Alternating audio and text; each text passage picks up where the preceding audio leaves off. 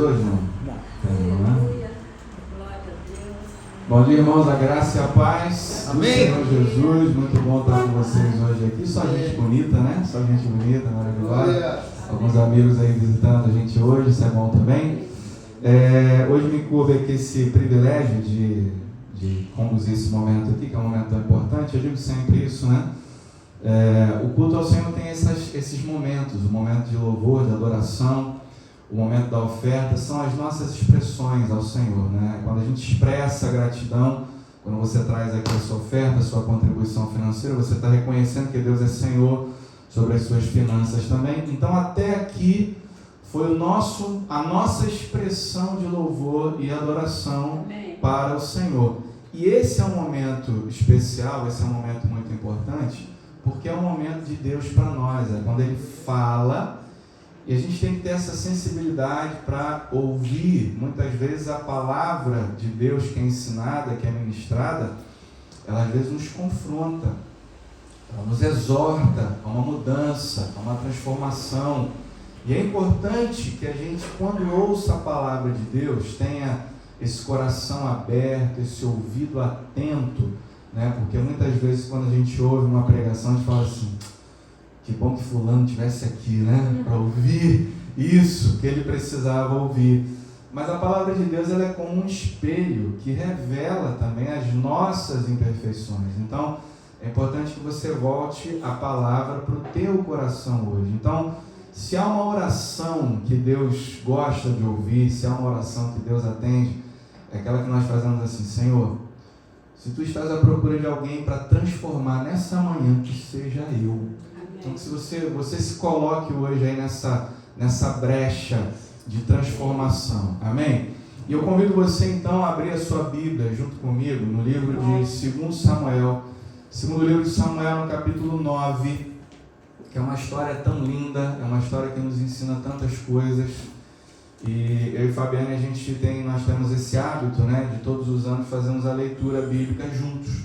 Então todos os anos a gente começa e vai lendo Gênesis, Apocalipse, depois terminou e a gente lê de novo nesse looping infinito. E é interessante que cada vez que a gente lê, coisas saltam aos nossos olhos. E a gente está no nosso momento da nossa leitura em família, nós estamos nessa época aqui, nessa fase que é a história de Davi, né? Tão rica, tanta coisa que a gente aprende aqui.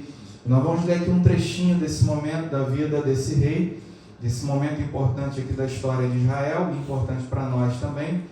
E diz assim a palavra do Senhor no segundo livro de Samuel, no capítulo 9, eu leio a partir do versículo 1.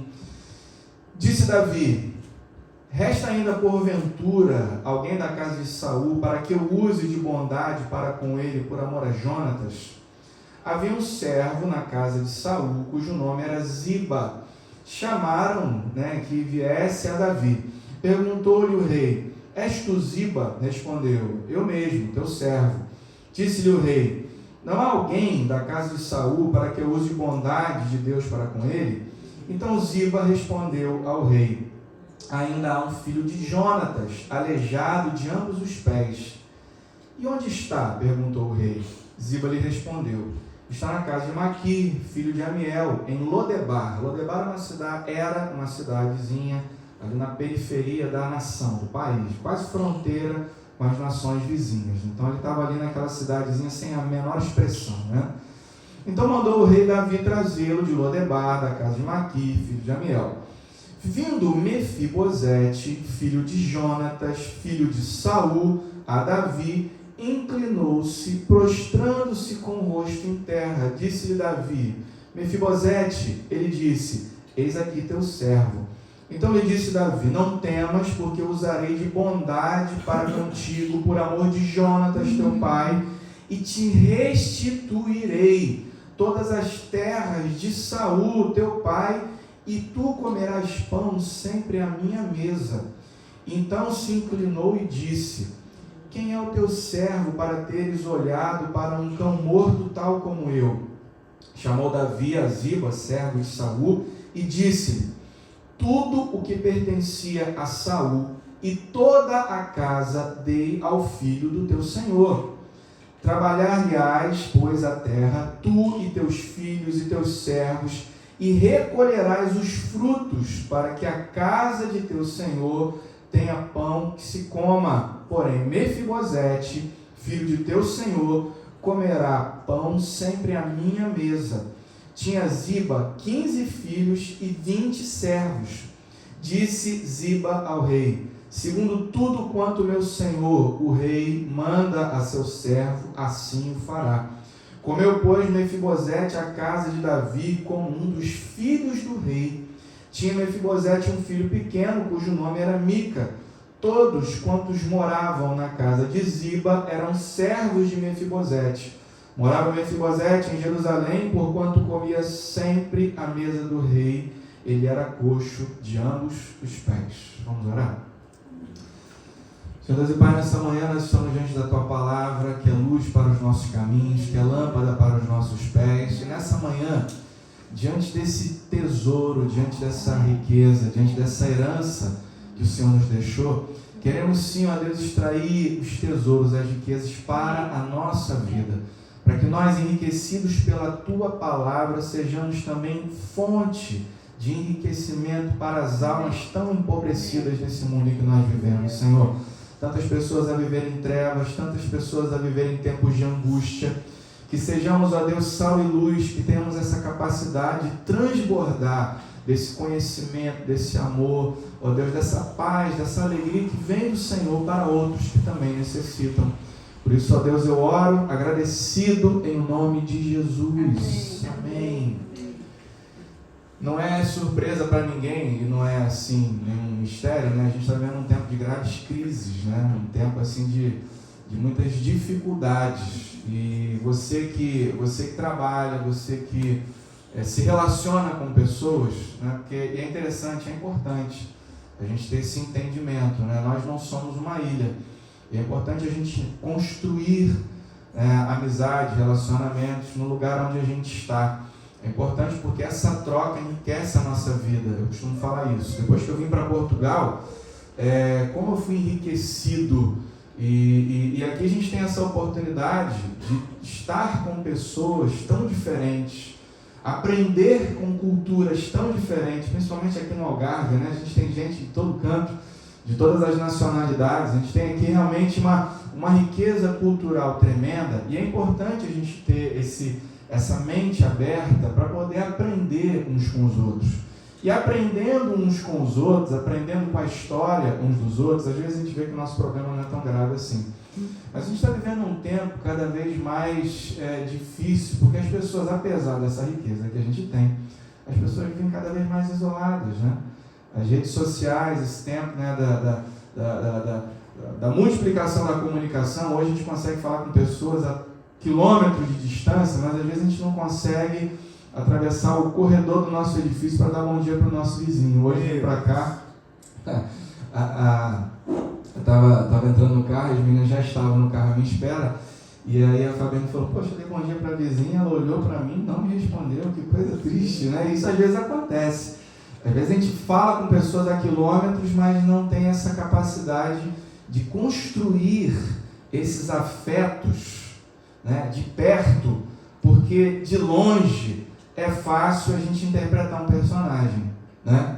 É fácil a gente idealizar relacionamentos, não é? Quando a pessoa está à distância, a gente evita muitas vezes o atrito, mas é no atrito que a gente fortalece os nossos laços. Mas a gente está vivendo esse tempo marcado por essas graves pressões, essas graves crises, porque infelizmente a gente está perdendo essa capacidade de lidar com aquilo que é diferente, né, de aprender coisas novas, né, de abrir a nossa mente para isso.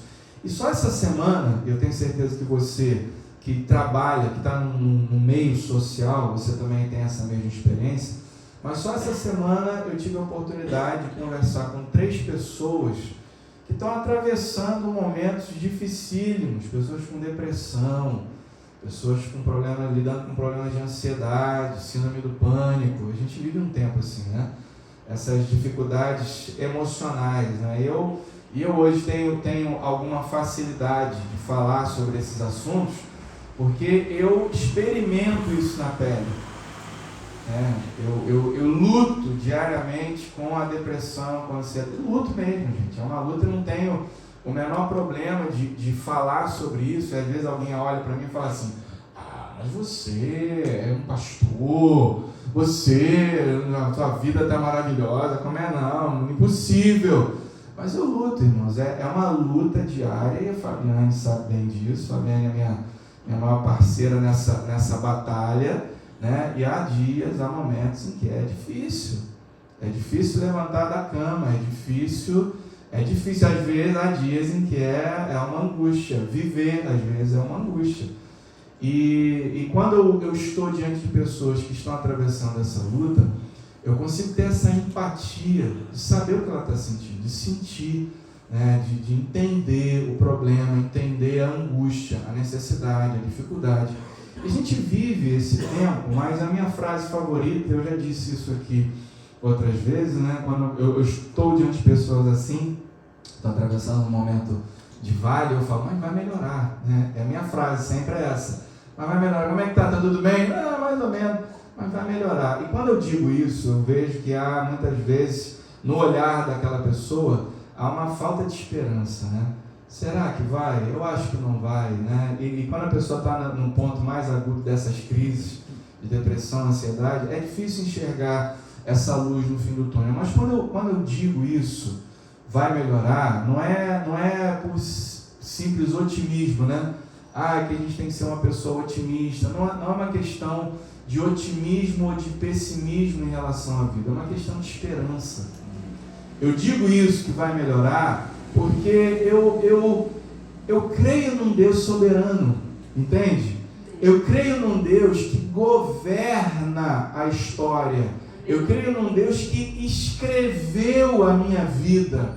Eu creio num Deus que ele não está alheio, ele não está, aquilo que se passa no mundo não acontece à revelia da sua vontade, muito pelo contrário. Eu creio porque leio a Bíblia, né? E quando leio a Bíblia, essa minha esperança é fruto, né, dessas histórias maravilhosas que eu leio aqui nas Sagradas Escrituras. E às vezes a gente perde de vista o seguinte, né? A gente está lendo aqui a Bíblia, né?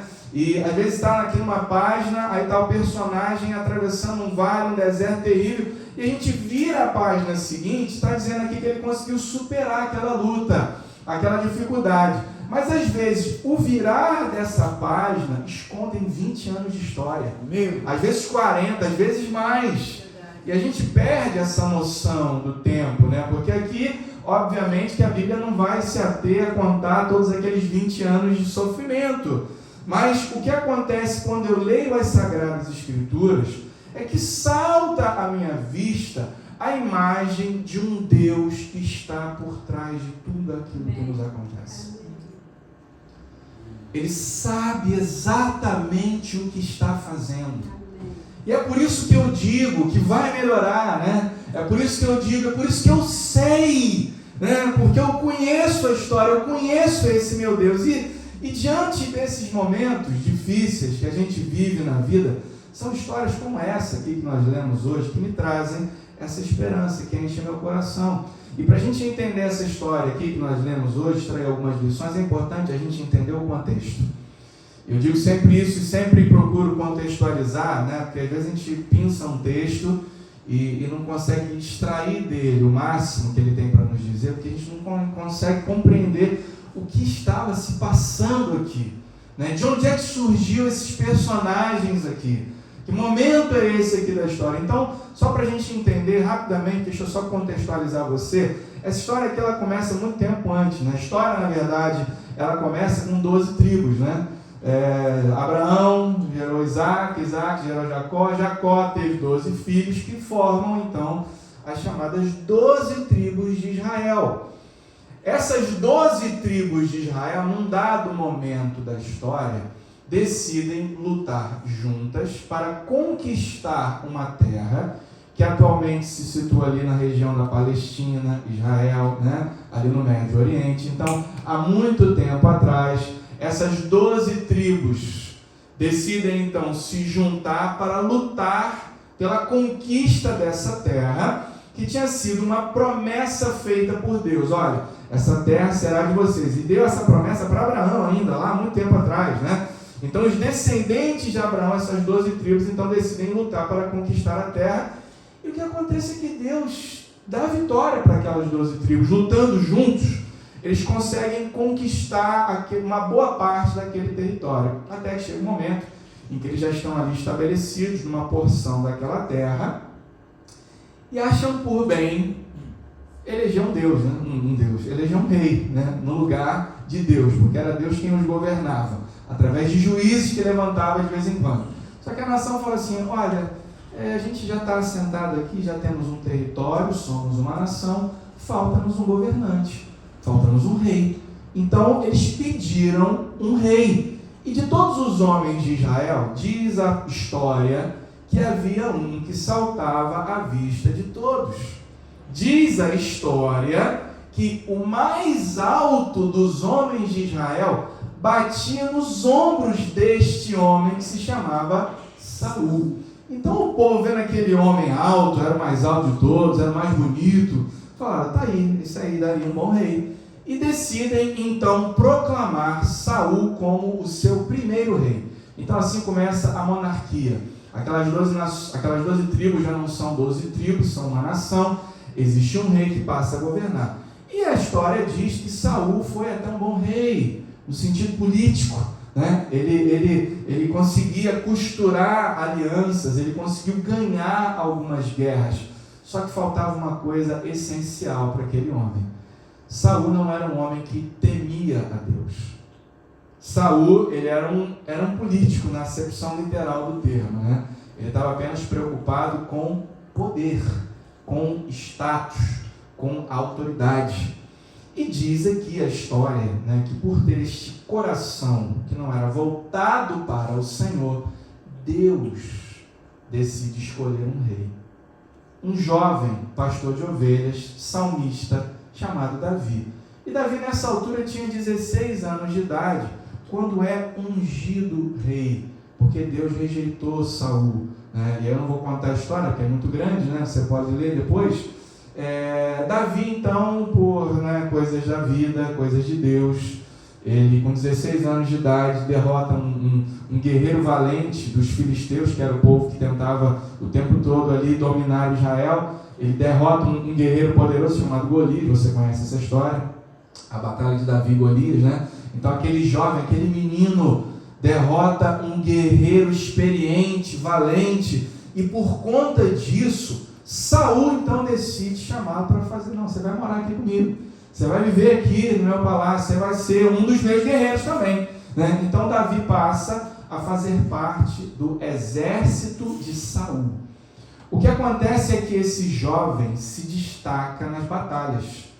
Ele começa a ganhar projeção, começa a liderar pelotões, e ele então vai se destacando a ponto de surgir uma canção em Israel, né? As pessoas cantavam que Saul matou milhares, mas Davi matou 10 milhares.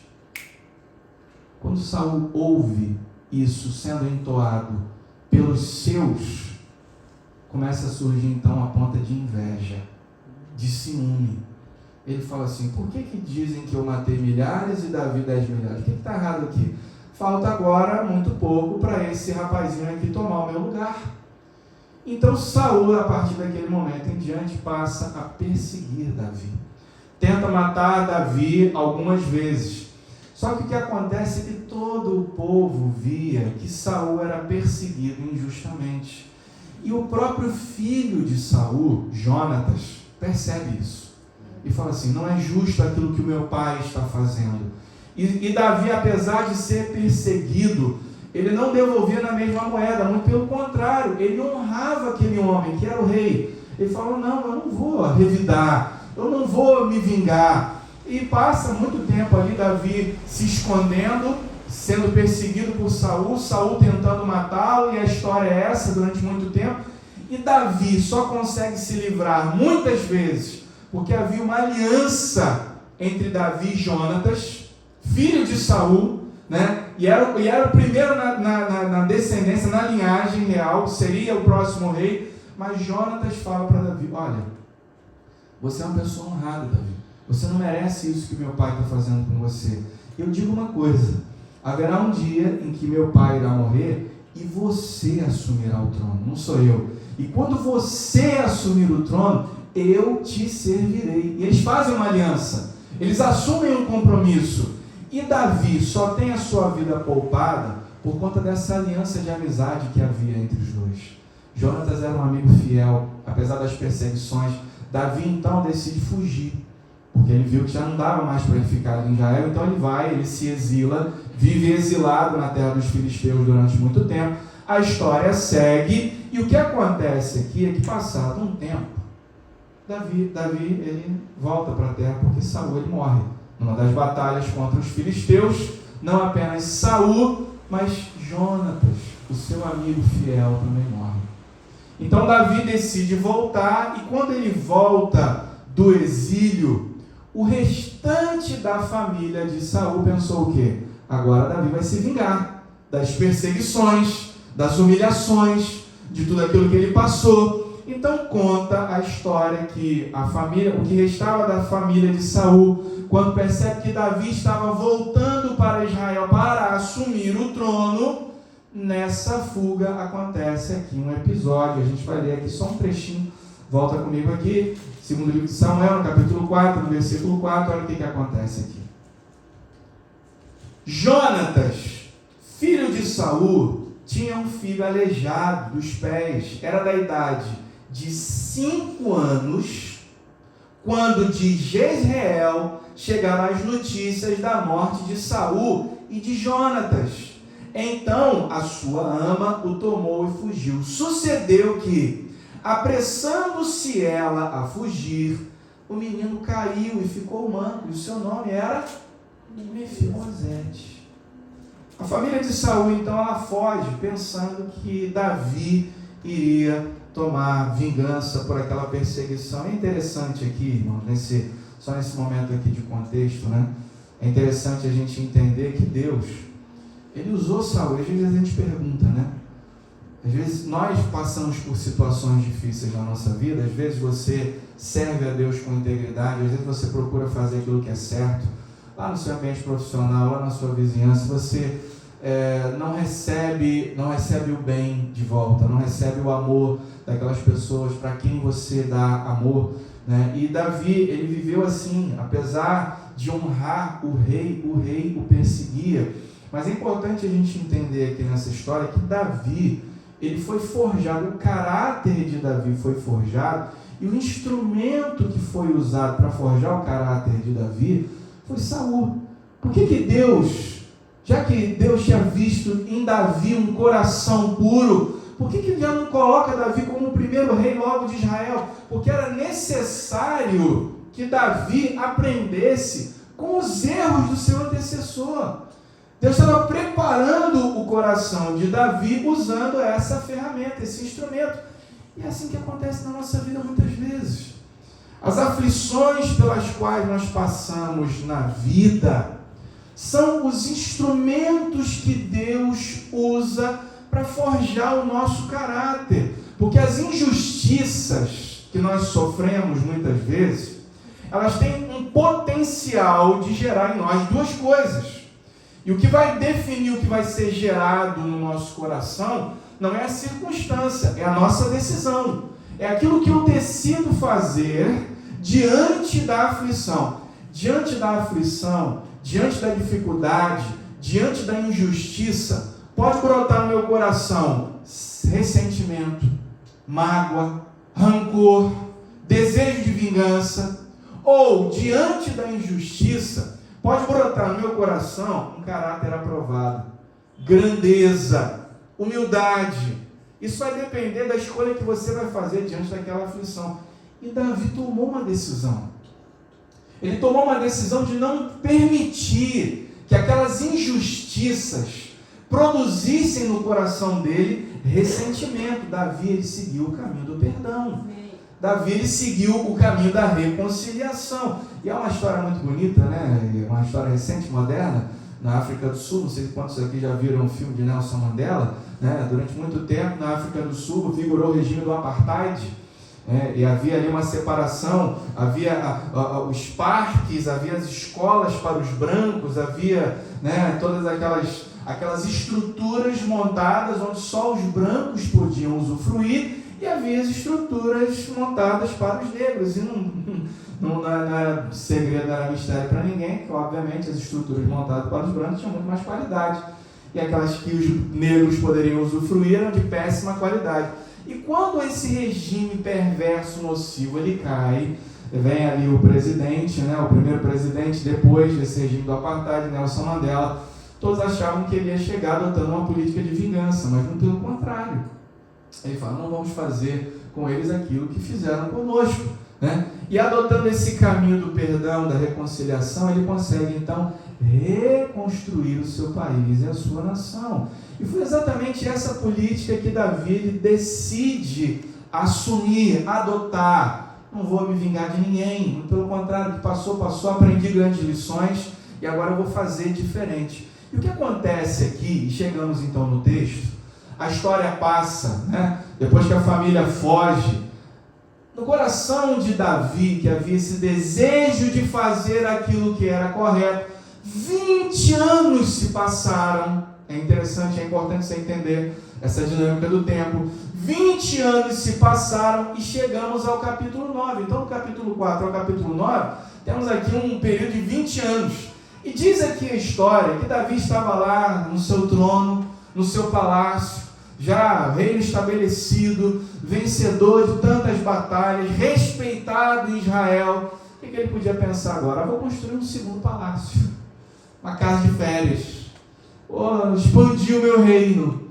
Ele não pensa isso. O que vem no coração de Davi?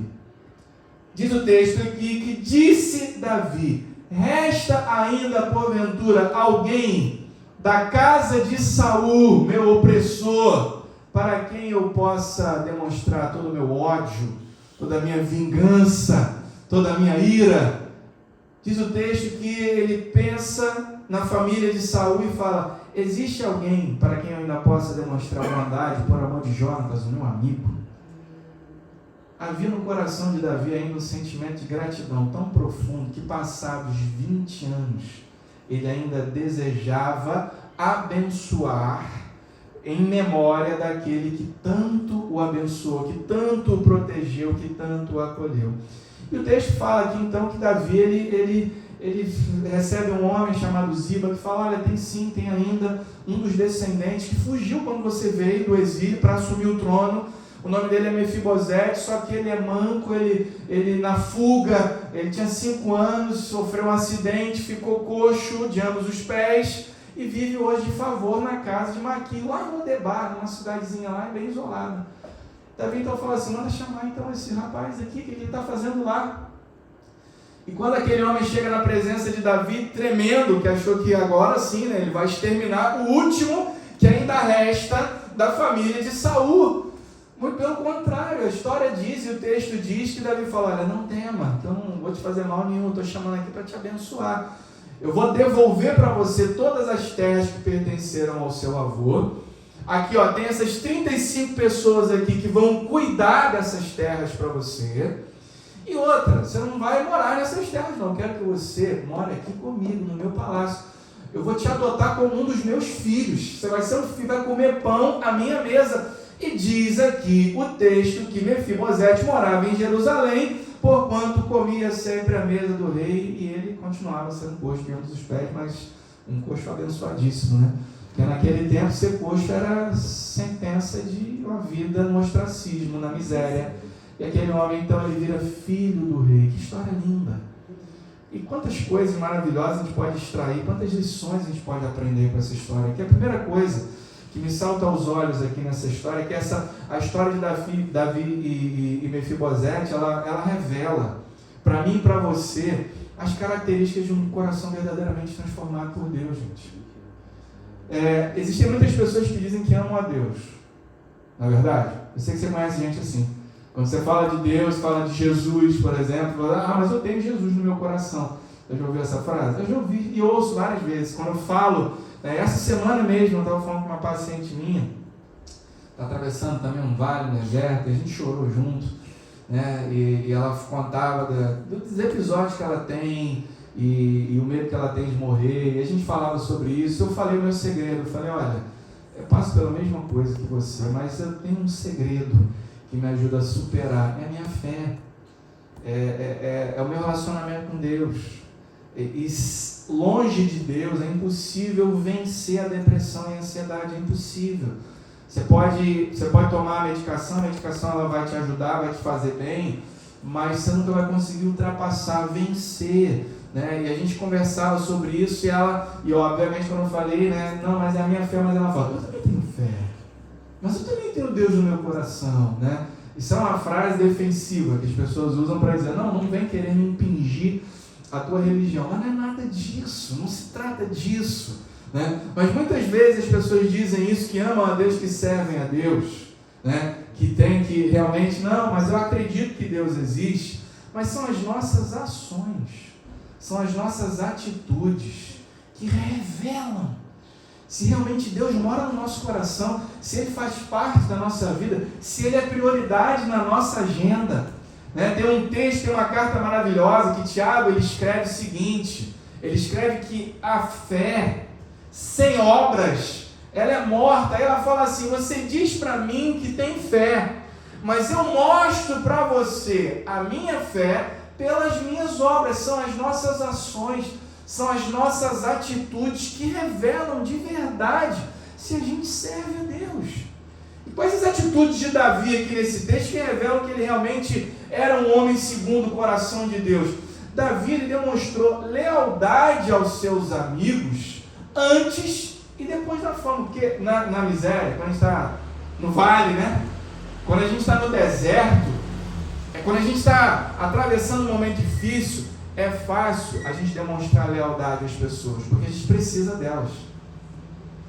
Então você tem um amigo ali que te ajuda naquele momento de dificuldade, é fácil ser leal a esse seu amigo, porque você sabe que se você não for leal, ele vai te deixar na mão e você vai se ver sozinho naquele buraco. Agora, o difícil é manter a lealdade quando a gente atinge a fama, o sucesso, quando a gente está num ponto alto na vida, né? E um coração, segundo o coração de Deus, é aquele que é capaz de demonstrar lealdade às pessoas, não apenas nos desertos da vida, mas quando a gente está bem também.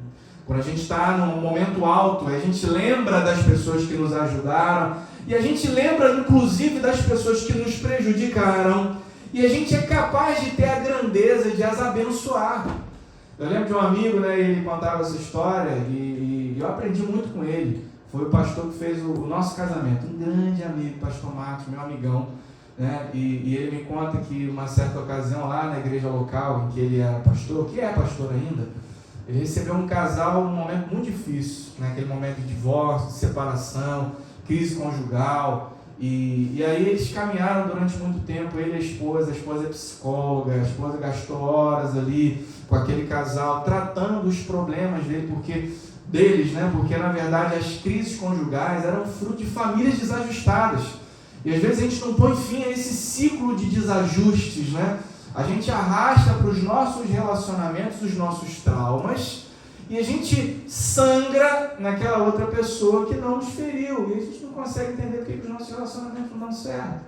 A gente precisa de um tratamento de Deus, um tratamento psicológico, precisa, né? E aí aquele casal vivia em crise por conta, né, de serem fruto de famílias desajustadas também. Durante muito tempo, eles ali caminharam, abençoaram o casal, né, e foram semeando na vida deles até que chega um determinado ponto que aquele casal, depois de todo o investimento, depois de todo o amor, depois de todo o tratamento, depois de todo o cuidado, eles arrumaram um problemão na igreja, mas foi um problema tão grave que eles conseguiram dividir a igreja.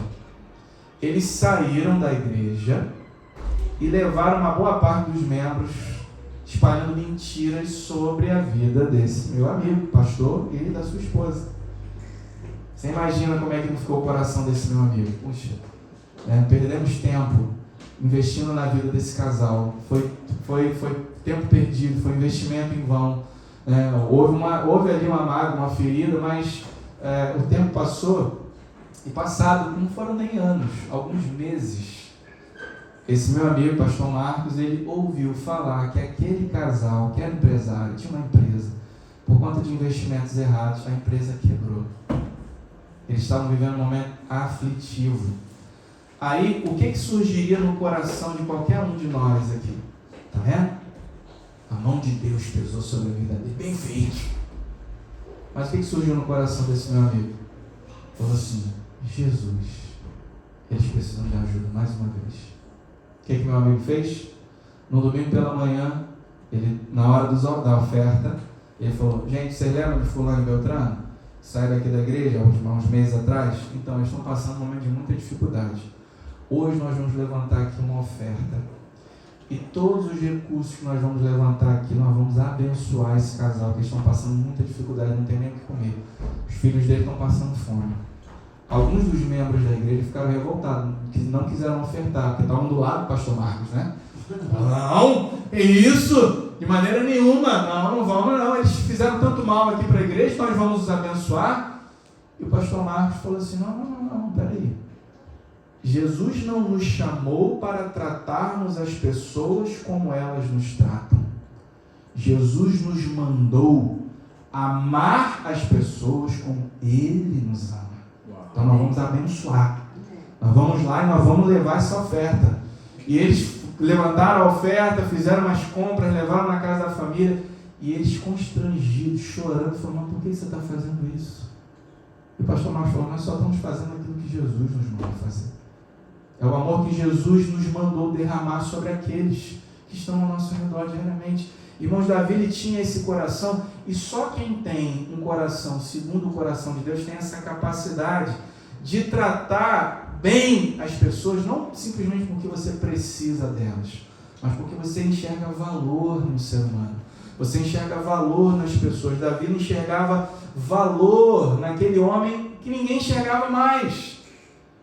Davi ele via para além da utilidade, e quem tem um coração segundo o coração de Deus tem essa capacidade. Davi também demonstrou ser um homem de palavra. Ele tinha assumido um compromisso com o seu amigo Jonatas de ser fiel, de ser leal ao seu amigo. 20 anos tinham se passado, ninguém se lembrava mais daquela promessa, mas a consciência de Davi ainda o incomodava a fazer aquilo que era o certo. Quem tem o coração segundo o coração de Deus age assim, irmão. Se alguém, né, se você tem um coração segundo o coração de Deus, você tem um caráter transformado ao ponto de fazer aquilo que é certo sem a necessidade de tutela. Tinha alguém maior do que Davi ali? Tinha ninguém. Ele era o rei. Ele não precisava fazer nada, não precisava. Mas a consciência dele o incomodava para fazer aquilo que era correto, para fazer aquilo que é certo. E ter um coração transformado por Deus implica em ter essa capacidade de fazer o certo, não para receber o aplauso, de fazer o que é correto, que você sabe. Nossa, falar a verdade é o certo nessa situação aqui. Então eu preciso ser verdadeiro com os meus amigos. Ser honesto aqui diante dessa situação, né? Eu tenho aqui uma oportunidade enorme de passar a perna nessa pessoa para ganhar o lugar dela aqui na empresa. Mas aquele que tem um coração transformado sabe que não precisa recorrer a esse artifício. Honestidade, falar a verdade, amar e abençoar aqueles que nos perseguem, isso são provas de que você tem um coração segundo o coração de Deus. E era exatamente isso que Davi tinha como política de vida. E é assim que a gente demonstra que a gente serve a Deus de verdade. Davi, ele tinha a capacidade de demonstrar uma generosidade desinteressada, porque quando existe interesse, não é generosidade. O que Mefibosete tinha para oferecer para Davi? Fala para mim. Nada. Mas ele decide abençoar aquele homem fruto de quê? De um coração generoso, de um coração abençoador, de um coração desprendido. Servos de Deus têm a capacidade de partilhar recursos financeiros, socorrer aos necessitados, tem a capacidade de doar tempo de qualidade, porque tempo não volta atrás, né? A maior doação que você pode fazer, a maior doação que você pode fazer para alguém é o seu tempo. Porque dinheiro você vai trabalhar, você sabe que você consegue mais. Uma cesta básica, né, um cabaz, você sabe que você vai trabalhar, no mês seguinte você vai ter dinheiro para comprar mais, não é isso? Agora, o minuto que passou a gente não recupera. E quando a gente passa tempo com os nossos amigos, quando a gente tem a capacidade de passar tempo ouvindo aquele que sofre, né, gastar tempo ali, né, assim como esse meu amigo, pastor Marcos, gastou tempo com aquele casal, não é tempo perdido, é tempo investido. A gente está investindo tempo no ser humano esse pelo qual Jesus morreu na cruz do Calvário. Você está investindo o teu tempo naquilo que é precioso para Deus também, entende? Quando a gente tem um coração segundo o coração de Deus, a gente tem a capacidade de partilhar amor, de espalhar amor. Vamos espalhar amor, gente. A gente vive um tempo tão difícil. Vamos espalhar amor, vamos espalhar, né? Elogie as pessoas. Você tem a capacidade, eu aprendi com a Cíntia isso, né? Tem já falado, não, tem que elogiar, né? Tem que elogiar mesmo. Tem que ter essa capacidade de elogiar, né? E não é da graxa, né? E aqui, eu já ouvi isso tantas vezes, né? Meus amigos portugueses falam assim, você é um graxista. Não é questão de ser graxista, gente, é ter a capacidade de enxergar no outro aquilo que tem valor e dizer para ele, você vale muito, você é especial, você é uma pessoa amada por Deus, e falta isso nos dias em que a gente vive. Vamos espalhar amor pela sociedade, pelo mundo afora. Aí vira para a pessoa que está do seu lado e fala assim, espalha amor, fala para ele, vamos espalhar amor, vamos espalhar sorrisos, né? Vamos transformar o mundo em que a gente vive num lugar melhor. Esse é o nosso papel, gente. Ser sal e luz, quando Jesus diz, seja o sal da terra, seja a luz do mundo, é fazer a diferença dessa maneira, sendo diferente pela forma positiva, espalhar perdão, de verdade, não guardar rancor, não guardar mágoa. Davi não guardou ressentimento, gente. E às vezes a gente guarda tanto ressentimento, e às vezes você não fala com aquela pessoa, não lembra mais por quê. Gente, vamos quebrar isso. Vamos ter esse coração perdoador agora em segundo e último lugar, né? Aqui que a gente já viu tanta coisa. Mas eu lembro dessa história aqui, mas foi tanta coisa que eu falei, meu Deus, eu tenho que filtrar aqui, senão a gente vai... Eu nem sei que horas são. Tem que acabar, vou terminar. Vou terminar aqui. A segunda coisa que a gente aprende é que a história de Davi e Mefibosete, ela nos ensina que a gente serve a um Deus que jamais se esquece da gente. Ele jamais... De Mefibosete, gente, ele era neto do rei Saul, então ele era o quê? Segundo na linhagem real. Ele era neto de Saul, filho de Jonatas, que era logo o primeiro. Se Saul morresse, Jonatas assumiria o trono, e se Jonatas morresse, quem assumiria na sequência era Mefibosete. Foi por isso que ele foge, entende? Ele foge porque quando Davi entra, ele fala, vai me matar para não assumir o trono no lugar dele. Então ele era ali o segundo na linhagem de sucessão. Então, até os 5 anos de idade, foi o que a gente viu aqui no capítulo 4, versículo 4, Mefibosete, ele cresceu no palácio. Ele estava sendo preparado para ser um futuro rei em Israel. E, de repente, ele perde tudo. Consegue imaginar? Uma cabecinha de uma criança de 5 anos de idade, ali vivendo no palácio, com tudo do bom e do melhor. De repente, ele precisa fugir e viver na casa de alguém que ele nem conhece. E naquela fuga o pior acontece, ele cai e ainda fica coxo, né, de ambos os pés. O que eu falei que naquela cultura era a sentença de uma vida na miséria, não podia mais ser rei, não podia mais fazer nada da vida. Ele passa então a viver de favores e com certeza 20 anos se passam. Imagina, gente, 20 anos vivendo naquela situação difícil. O que não se passava na cabeça dele? Deus esqueceu de mim. Minha vida, o que eu fiz para merecer isso, né?